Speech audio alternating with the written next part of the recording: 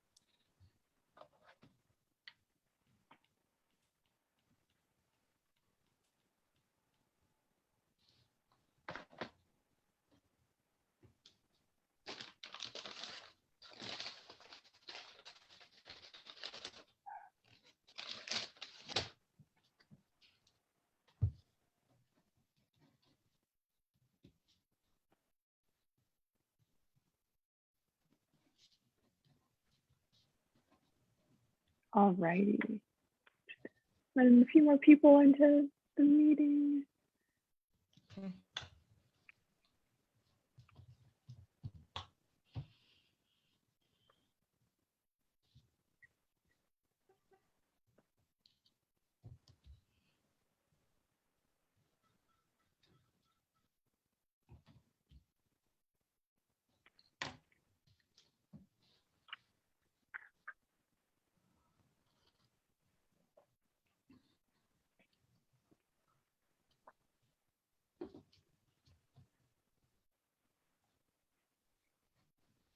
All righty. I think we're going to go ahead and get started.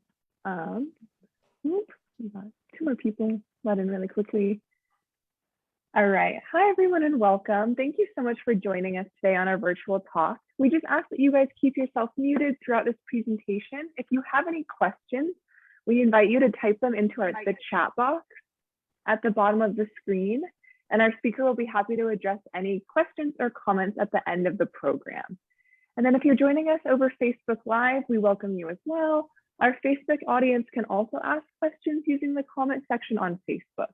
We'll be monitoring those questions and answering those questions at the end of the program as well. Please note that this talk is being recorded and live streamed and will be posted to our social media channels once the talk is over. If you would like to rewatch this talk or watch previous virtual tours and talks, please check out our YouTube or our Facebook pages. I am really excited to introduce our speaker, Eleanor, to you guys. Her talk today is titled, "Oh, the Places I've Been, Travel Paintings from the Timken." And I am really excited to see this talk. I think it'll be really interesting. So thank you, Eleanor. Thanks, Kyla. Well, greetings and welcome to today's virtual tour of the Timken Museum. I'm Eleanor Merle, a docent with the museum, and I'm delighted to be with you for today's tour. So, what inspires an artist? There are countless possibilities to answer this question, all as individual as the artists themselves.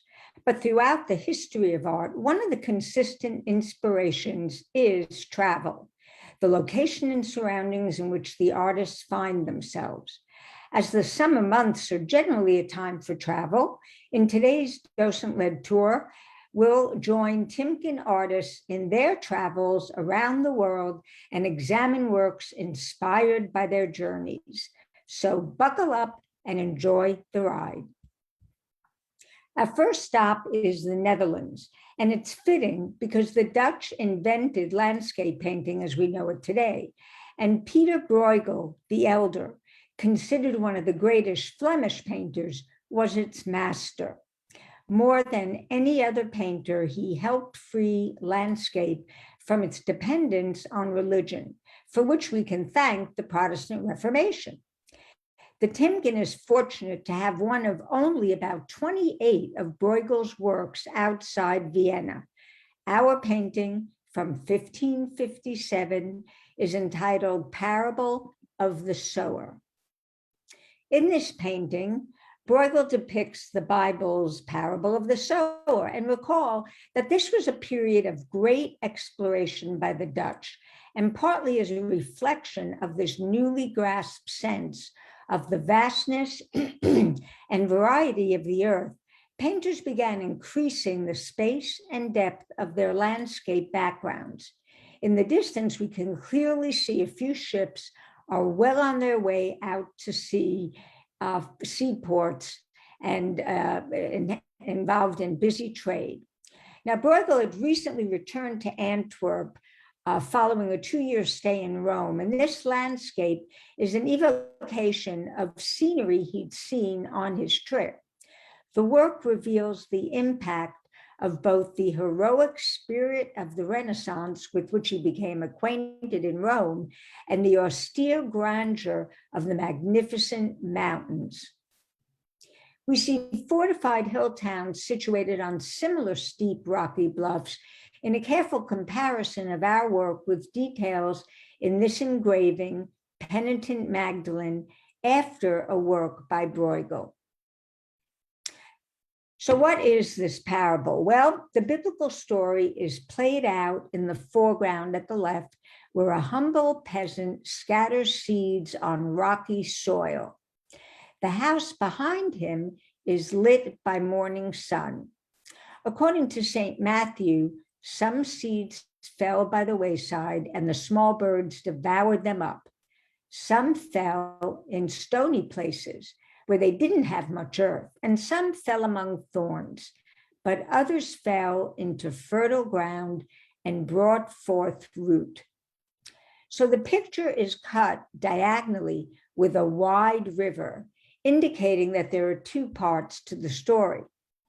At the lower right, a dirt path invites us to enter the picture and winds in and out of sight as it descends to the river.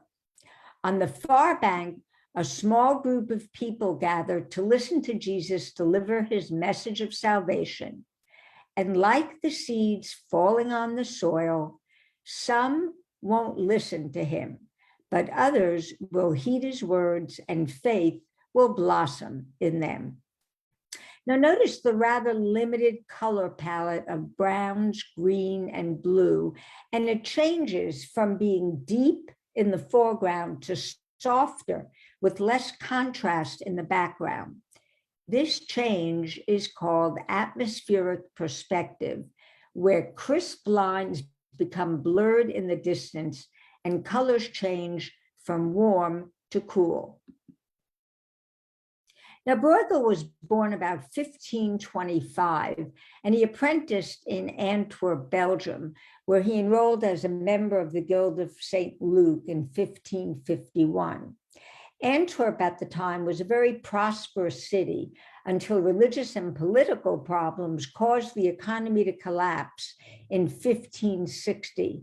So Bruegel moved to Brussels, where he remained until his death in his early 40s. He died quite young. He had developed a good clientele by that time. And remember that the 16th century was a time when people were free to make money, and a wealthy middle class enjoyed having art hung in their homes. Let's now move from the mountainous landscapes of Italy to a cityscape with this wonderful view of Venice by Luca Carlavaris. The work is entitled The Piazzetta at Venice, and it dates from 1700 to 1710. Luca Carlavaris was one of the great Italian vedusti, and vedusti was a view painter of the 18th century and the first to specialize in views of Venice. At the time he painted the Timken's work, Carlavaris was considered the top painter of vedute in the city. Scenes around the Piazza di San Marcos were especially popular with foreign visitors eager for souvenirs of their stay in Italy. And who were these tourists? Well, they were typically aristocratic young Englishmen on their grand tour of Europe, completing their education by taking in the artistic gems of ancient Renaissance Italy. Over 2 to 3 years, they visited Venice, Florence, Naples, and Rome. As well as visiting history's greatest treasures, grand tourists were also in the business of commissioning new art during their travels, usually in sets of 2 or even 4. They oftentimes would bring professional sketch artists with them, whose whole purpose was to create souvenirs to take home. And if this wasn't possible, they would have artworks made for them in Italy. By the mid-18th century, Venice became renowned as the center of the Vigetisti. Our work depicts the spectacular view visitors behold as they step off their boats on the Grand Canal. To the right is the expansive facade of the Doge's Palace, which still appears today as it did nearly 3 centuries ago. Behind it rise the blue domes of the Basilica di San Marco. Further to the left, behind the pillar, you can see the city's famous clock tower, topped by bell-ringing figures and adorned with the winged lion, the patron saint of St. Mark's. On the left side of the canvas are the Library of San Savino, the lower portion of its campanile, and the column of St. Theodoric. Then, as now, the imposing columns of St. Theodoric and the Lion of St. Mark frame the Piazzetta like a giant gateway to the heart of the city. And it's been many years since I've been to Venice. I bet many of you have been there, and yet I can still remember how glorious this scene was. Long shadows fall across the open Piazzetta, and that suggests that it's late afternoon, maybe around 3 or 3:30. In the center foreground, merchants linger with wooden cages, even though the daily bird market is over. The crowd includes a wide range of types, from aristocrats with wings and swords to officials and ordinary merchants. Unprecedented are the 43 oil sketches of figures in the Victoria and Albert Museum. Many of the figures in these drawings and oil sketches were used in paintings, sometimes appearing in works of widely differing dates. This indicates that Carl retained them in his studio for use as a pattern book, a practice that is without parallel in the methods of other view painters. It's believed that Carl traveled to Rome when he was young and was influenced by the Dutch painter Caspar van Wedel, who was a long-term resident of Rome. Van Wedel was the pioneer of the genre of vedute of Rome. Carl then started to create his vedute of Venice, which were among the earliest Baroque depictions of the city.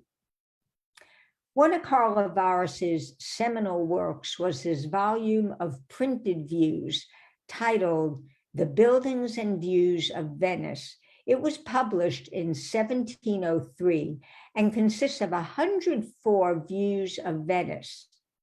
It was the most complete survey of the fabric of the city ever produced, and it served as a model for Venetian view painters throughout the 18th century.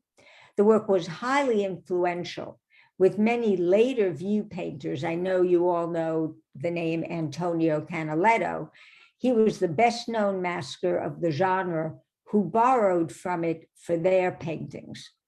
Here's a scene by Canaletto depicting the Piazza San Marcos, and images like these have become icons, representative of a golden age in the history of the city. Claude Joseph Vernet's patrons were also the British, as with Carl, and on their grand tour, they commissioned seaport landscapes to bring home. Here's such a work, A Seaport at Sunset, which dates from 1749. Claude Joseph Vernet started at an early age, 14, and he worked with his father, a skilled coach painter, where he learned painting. But this type of painting couldn't fulfill Vernet's aspirations. So after 6 years of working with his father, he left for Rome to study landscapes and seascapes. The sight of the sea at Marseille and his sea voyage to Civitavecchia made a deep connection with him. Once in Rome, he entered the studio of Bernardino Fergione, a marine painter, and he studied the works of, among others, Claude Lorrain, who were to influence the style and subject of Vernet's works. Over the next decade, Vernet established himself in Italy as a painter of real and imaginary landscapes based on the local countryside and Mediterranean seacoast. Here, he has presented us with a capriccio, which is a type of painting which is a mixture of real and imaginary features. So this is not a photographic view. At the middle left is a large warship ringing a cannon salute. Many other ships can be seen in the distance, several flying Dutch ships. At the middle right is the ancient lighthouse of Naples, La Lanterna, which actually was destroyed in the 19th century. On the extreme right is the Arch of Constantine, which is in Rome. Behind the lighthouse and arch are mountains, which are unlike any found in Naples, complete with a walled hill town. The top half of the painting is filled with cloudy blue sky and high-flying seabirds. The sun, setting in the west, has turned some of those clouds a pale pastel peach, and some are a darker gray. In the foreground, on the quay, are small groups of people in all manner of dress. Included are men in Eastern turbans carrying scimitars. Other people are conducting business, greeting seamen, talking, relaxing, and playing dice. But there's a story that's being told here. Because of the prominence of Dutch flags, it may have been commissioned by a Dutch client to commemorate a Dutch naval expedition. The central figure in blue, shown being greeted by his family, has just disembarked from one of a fleet of Dutch warships. He's wearing a hat trimmed in gold, suggesting he's a Dutch naval officer. From the second quarter of the 17th century, the Dutch Navy kept a permanent residence in the Mediterranean to protect their merchantmen from the North African Barbary pirates. So it should be noted that the blue and white stripes seen in the flag of the barge on the left of the painting were the Barbary colors. We've learned from entries in Vernet's notebooks that there was a mate to his work. Remember, I said that he often created pairs or even four of the works. And he records the commission for a pair of seascapes for a Comte de Merle. And the Comte was a French diplomat and a connoisseur of painting. The sale of his personal collection in Paris in 1784 was a noteworthy event, and it was extremely well documented. One catalog included a long entry on a pair of works by Vernet. The first entry likely referred to the Timken painting, while the second, seen here, entitled L'Arc-en-Ciel, an Italianate coastal view with a rainbow, fishermen and peasants, and an inlet in the foreground, a shipwright's yard beyond. It's quite a title.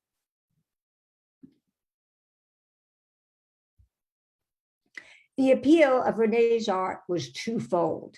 On the one hand, he drew on the tradition of ideal landscape codified by Claude Lorrain. Remember, we said he was influenced by Lorrain, and also he based his works on the heritage of Nicolas Poussin and Salvador Rosa.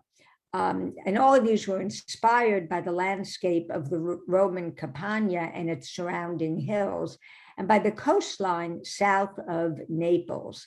These artists had created appropriate landscape settings for narratives from ancient history or mythology, in which the classically educated viewer could wander in his imagination. Vernet, on the other hand, brought to the study of nature a more empirical and closely observed approach, and this was consistent with his times, creating what seemed to his contemporaries a more vivid and convincing impression of nature. This effect was enhanced by the fact that he usually conceived his pictures, as we said, in pairs, and he could show dramatically contrasting aspects of nature, which again, we saw in the pair that we just looked at. Quote, "Others may know better," he said with just pride, "how to paint the sky, the earth, the ocean. No one knows better than I how to paint a picture." So let's return to dry land now and take a look at the French artist Jean-Baptiste Camille Corot, who was well known for his landscapes dating from his travels to Italy. The Timken work, View from Volterra, dates from 1838. View from Volterra traces its origins back to Corot's second of 3 trips to Italy, begun in the summer of 1834. And he spent a month there painting and sketching in the old hill town of Volterra in the Tuscan countryside, southwest of Florence. At least 5 small oil sketches were done, and they became the basis for 4 works he would finish in Paris. This painting depicts a rough, rust-colored road leading to the town of Volterra, Italy, situated around the curve where a large semi-hidden building is located. The building is on the site of an earlier Etruscan or Roman city. Its walls are protected with yellow sandstone, 13 feet thick and 40 feet high. Both sides of the road and hillside are covered with dark green foliage. The valley below appears barren with mountains in the background. Jean-Baptiste Camille Corot was born to a French bourgeois family, and clearly his parents, who ran a hat business, were not interested in Corot becoming a painter. But Corot did not excel in school, and he didn't even excel in art. As a young adult, he took long walks and he developed a love for the outdoors. And it may well be that this love for landscape painting came from these early years. So while his parents wanted Corot to be a merchant and work with his father, he did apprentice initially to a draper. But Corot hated commercial life, and he despised what he called business tricks. Yet he faithfully remained in the trade until he was 26, when his father finally consented to his adopting the profession of art. Later, Corot stated, I quote, "I told my father that business and I were simply incompatible and that I was getting a divorce," end of quote. Finally, his family agreed to pay him an annuity, and Corot set up a small studio in Paris. He was exposed there to several French and Italian teachers who taught him the classical and impressionist styles. He learned from landscape painters the importance of direct observation and sketching in front of the motif. Only by working and studying out of doors could a landscapist hope to convey to the viewer the impression of the site. He's thus one of the artists who paved the way for Impressionism with his plein air landscape oil sketches. Here's such an oil sketch from 1834. This work, Volterra the Citadel, is a more complete depiction of the citicle, which is only partially visible in our work. And notice, however, the similar color palette. More than just enlarging the studies he'd done in open air, Corot fundamentally reimagined the landscapes he sourced in Italy. The work is a sun-drenched evocation, the landscape heavily romanticized, of the rugged conditions Corot encountered while traversing the Tuscan countryside. It's more an expression of the artist's recollection of the place than a portrait of a specific site. As in many of his works, Corot couldn't help but add a couple of figures. The rider on horseback viewed from behind comes more or less directly out of his sketchbooks. A nearly identical rider appears in a smaller, contemporaneous painting by Corot, now at the National Gallery of Art. And you'll see the only figure in this painting is the rider. The Italian peasant reclining at the base of the tree is of less certain origin. Both these figures are part of Corot's effort to humanize an otherwise stark scene. And if you take these two characters out of the picture, what's left? A rutted path snaking through the trees and craggy rocks. Without the fictional exchange between the two travelers in the foreground, the visual impact of the picture would be different. At the very least, they strategically acknowledge one another, and by extension, the artist invites us to join in his memory of the Italian landscape. Now, you might be thinking or noticing that most landscape paintings are horizontal, taking their cue from the horizon. The verticality of view of Volterra, which emphasizes the vertiginous cliffs, combined with the painting's large size, summary brushwork, and immediate impact, suggests that this view may have been intended as a decorative wall treatment, much like the scenes Corot painted for the homes of his friends. And we do know that this painting was never shown in the Salon of 1838. So Corot did many works for his friends. So we'll remain in Italy now, and we'll move to a location outside Rome in a work by Thomas Moran, Opus 24, Rome, the Campagna Sunset. And it dates a little bit later from 1867. Thomas Moran was born in Bolton, England, and his family moved to Philadelphia, then a center of the textile trade, in 1844 to escape the bleak economic conditions brought on by the Industrial Revolution in England. Showing an aptitude for watercolor and drawing early on, Thomas entered into an apprenticeship with a Philadelphia engraving firm in 1853. And 2 years later, he joined the art studio of his oldest brother, Edward. By 20, he was working full-time as painter and illuminator.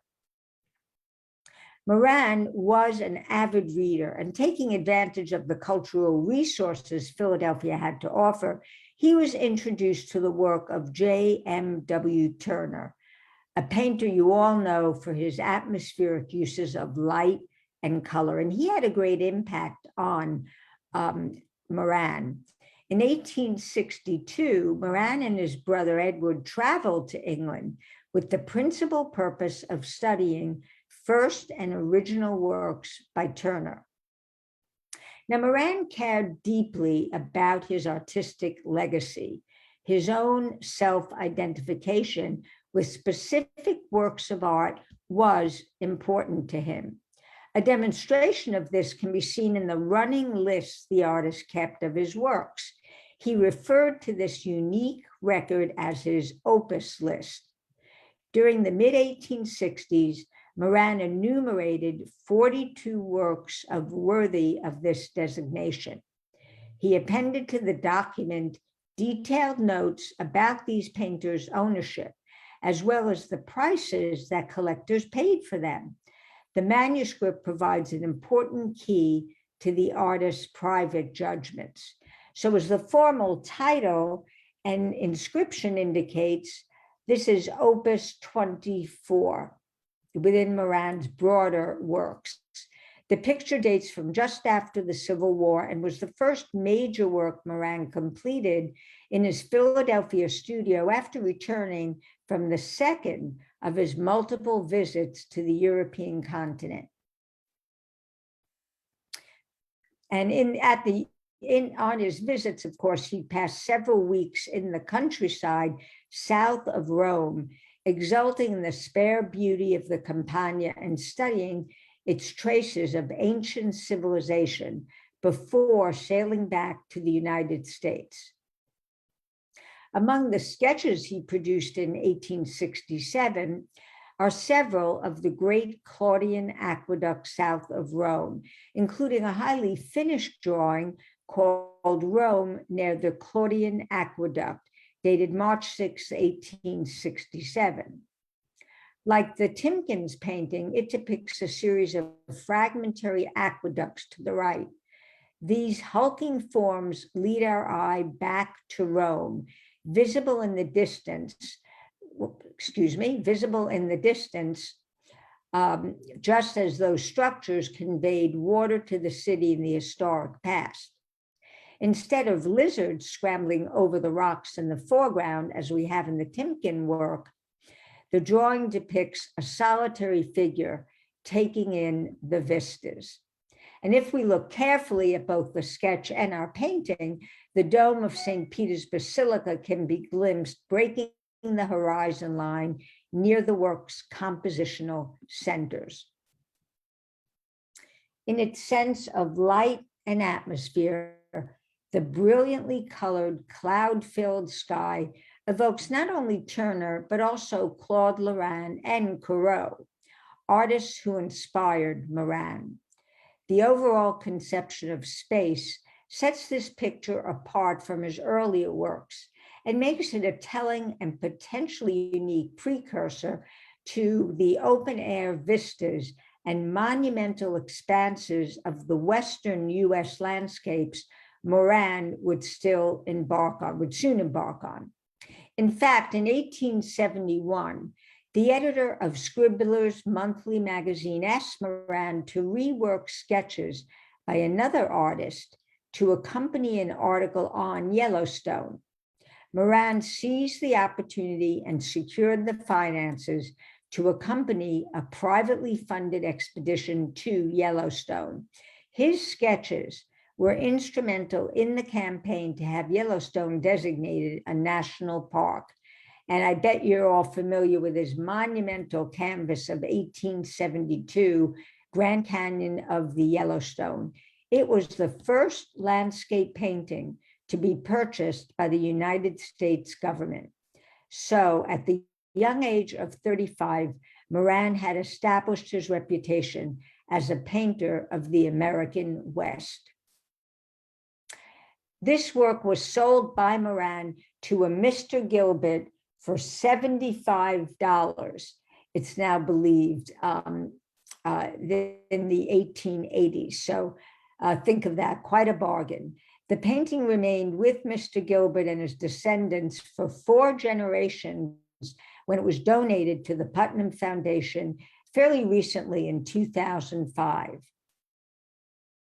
We're now ready to return to the United States with the final painting in our tour, a work by one of the most important American painters of the 19th century, Eastman Johnson.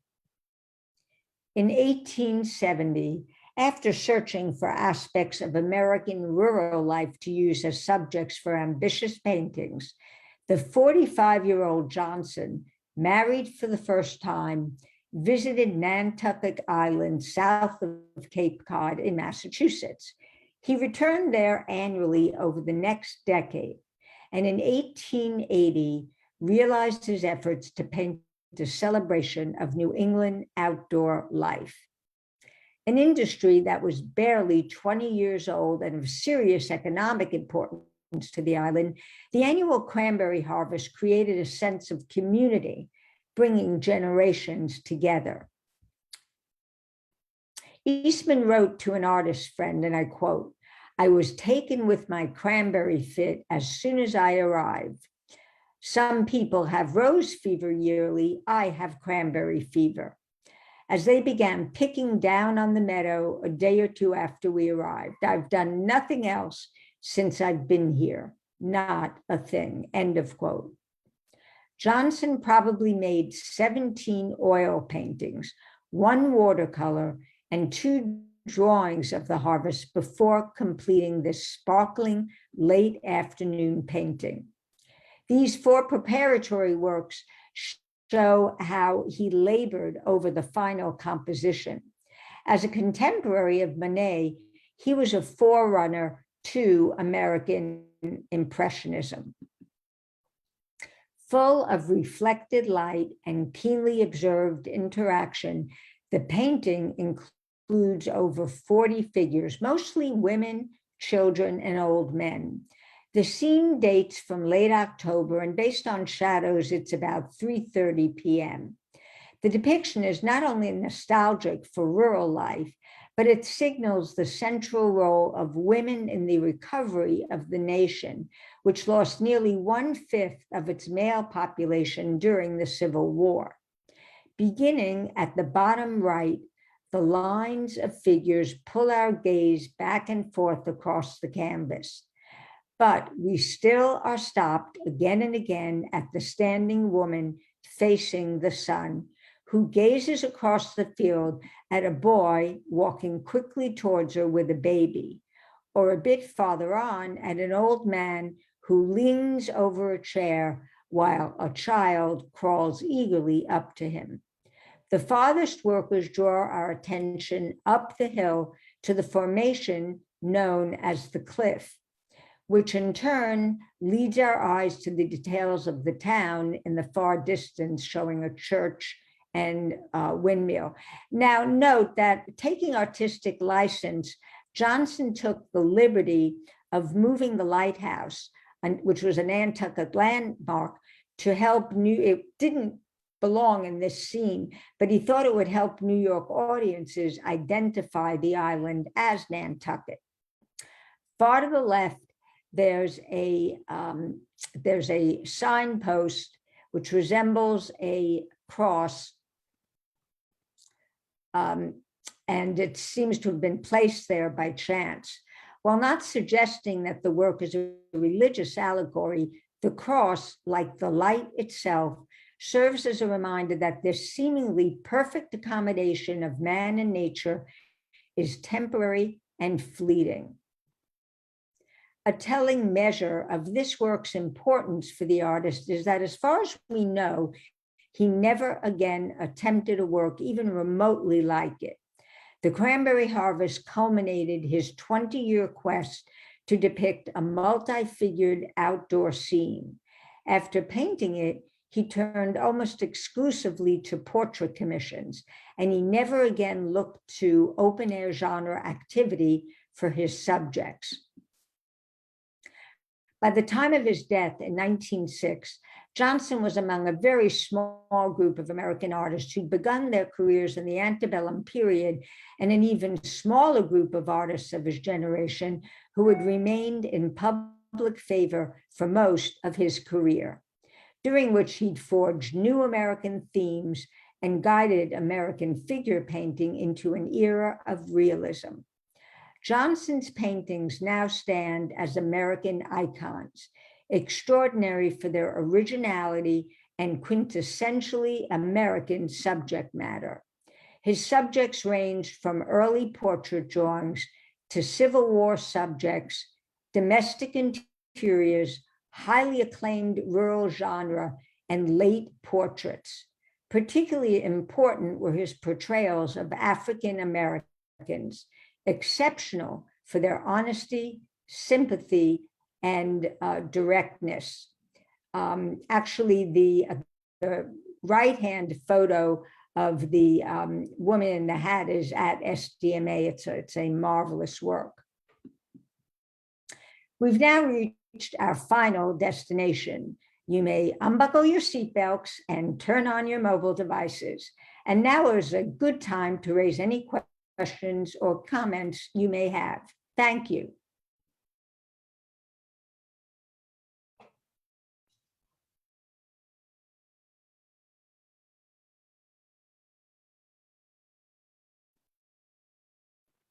Thank you so much, Eleanor. That was an amazing talk. Learned so much about everything.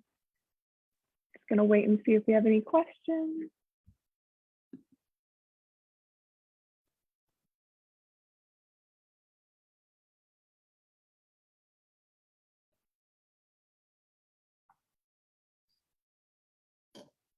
I would like to ask a question of folks. Has anybody seen the view that the Carlavaris painting portrayed, the Piazzetta at San Marcos? Have people been to Venice and seen that wonderful view? Just curious. Could raise your hands or whatever. And, you know, does it look realistic to you? I know it looks very realistic to me.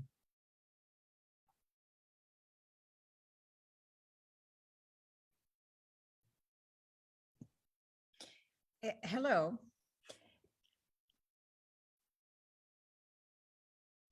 Is someone speaking? Yes, I will speak. I don't have a video on, but I look at a live cam of the Piazza San Marco every day. Oh, how And wonderful. it did look very similar to that this morning. It's very busy, it's very hot, and it's very active, but I've been following it through the whole COVID thing, how it just was so empty, which is so unusual. And obviously it's very crowded again. So, but Oh, it's fun to well, watch. I'm glad. Good news is it's crowded again. The bad news is it's crowded again. I Yes. remember the second time I went to Venice, it was unbearably crowded. Yes. I think that Canaletto's portrait is very realistic to today, which is amazing because Yes. the date of his is 17 something, I think. Yeah, they were, the Vedutisti were just terrific, gave us, you know, terrific portraits of their, of, you know, Venice at the time.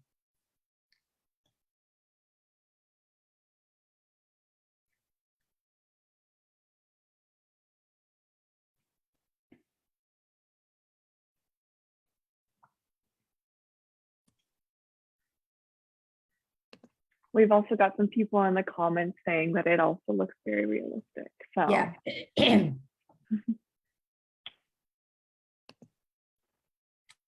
Has anybody seen Cranberry Harvest in Nantucket? I can't say I have. I'm not even sure I've ever been to Nantucket. I've been to Cape Cod, of course.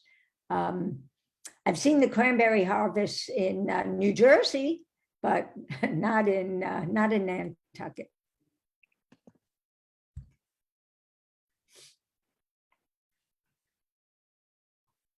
Oh, Cranberry Bogs, of course. Thank you. Yes.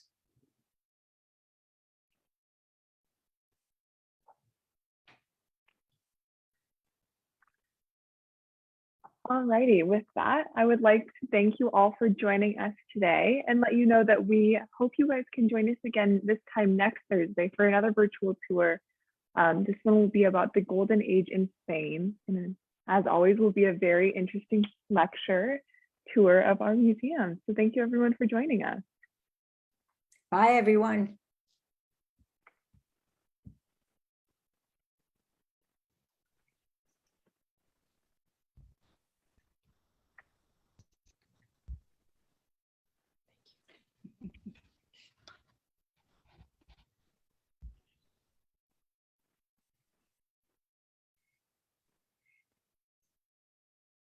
Kyla, you want to leave the meeting? Yes, I will end our meeting. All right. Thank you. Bye.